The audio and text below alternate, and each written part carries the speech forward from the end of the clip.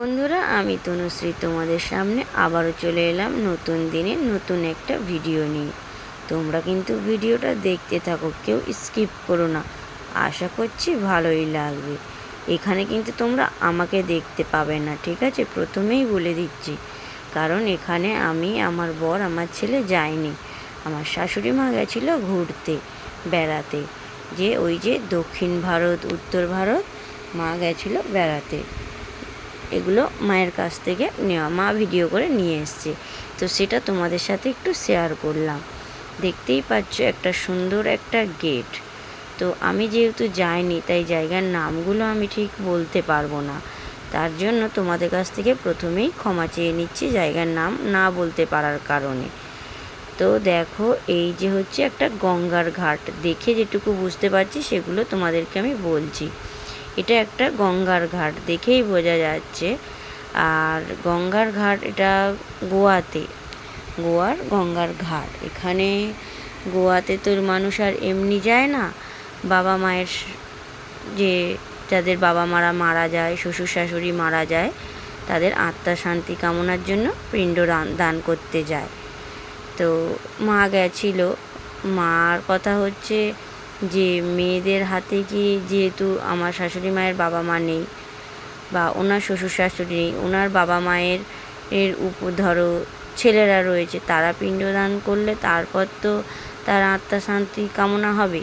আর ওনার শ্বশুর শাশুড়ির ছেলে হচ্ছে আমার শ্বশুরমশাই, যেহেতু মারা গেছে, আমার জ্যাঠা শ্বশুর আছে, তিনি বেঁচে আছে সেই হিসাবে, তাই উনি আর কারোর নামে পিণ্ডদান করেনি। মানে বাবা আমার শ্বশুরমশাইয়ের নামে পিণ্ডদান করার অন্য একজনকে দিয়েছিল করে দেওয়ার জন্য। তো সেটা এসে বাড়িতে বলল, তো আমরা সেটা শুনলাম। তো ওখানে দেখো সবাই, মানে প্রচণ্ড গরম আর প্রচণ্ড রোদ, মানে আবহাওয়াটা দেখে বোঝা যাচ্ছে প্রচণ্ড রোদ। আর আমাদের এখানে যতটা বৃষ্টি হচ্ছিল, ওদিকে নাকি কোনো বৃষ্টিই হয়নি, বলে একটুও বৃষ্টি হয়নি, যেমন রোদ তেমন গরম। তারপর ওরা ওখান থেকে আবার অন্য দিকে যাওয়ার জন্য বেরিয়ে পড়েছে গাড়িতে করে। তো রাস্তাটা দেখো এত পরিষ্কার, আর বাইরের দিকে রাস্তা এরকমই মনে হয়।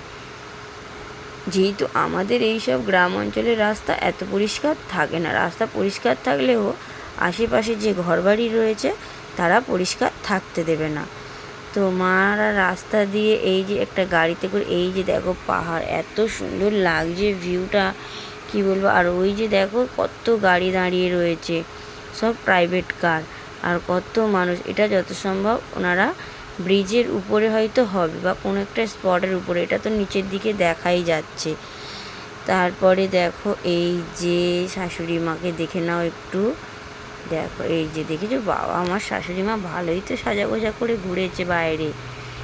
একটু সাজাগোজা করে, তবে যে খুব সাজে তা না, সাজে, মিডিয়াম সাজে। তো কানে টানে একটু বড় পরে, লিপস্টিক পরে না, কাজল দেয় না, মিডিয়াম সাজে, বেশ ভালোই লাগে।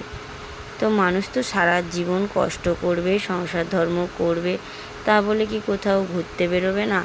এই মা একটু যখন তখন ঘুরতে বেরোয়। মানুষ কিন্তু একা একা ঘোরা যায় না, ঘুরতে গেলে কিছু সঙ্গী সাথী লাগে, একটা টিম লাগে যে তাদের সাথে যাব। একা তো আর বাইরের দিকে বেরোনো যায় না, একা একা ঘোরাও যায় না। তাই কোনো জায়গায় ঘুরতে গেলে একটা 5-7 জন কি 10-12 জনের একটা টিম না হলে হয় না।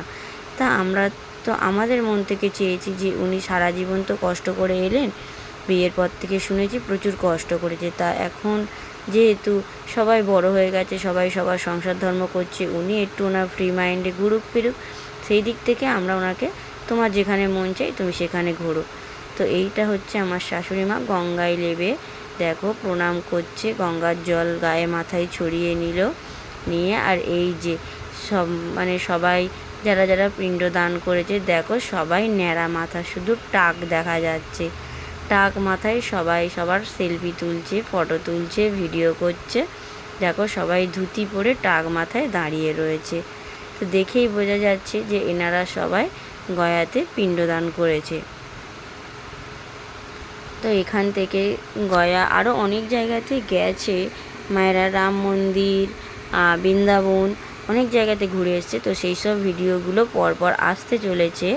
তোমরা কিন্তু অবশ্যই আমার চ্যানেলটাকে সাবস্ক্রাইব করে দাও, আর ভিডিও যদি ভালো লাগে অবশ্যই লাইক কমেন্ট শেয়ার করে দিও। এটা একটা প্রথম ধাপ ছিল, ছোট্ট মতো তোমাদের সাথে শেয়ার করলাম, একদম ছোট্ট ভিডিও, ঠিক আছে। আর এই যে দেখো একদম শুনশান জায়গা, চারিদিকটা যেন একদম মানে গঙ্গার ধার হলে যেটা হয় আর কি, সেটা আমরা সবাই জানি, গঙ্গার ধার মানে একদম ফাঁকা। তো বন্ধুরা, ভিডিওটা এখানেই শেষ করলাম। সবাই সুস্থ থেকো।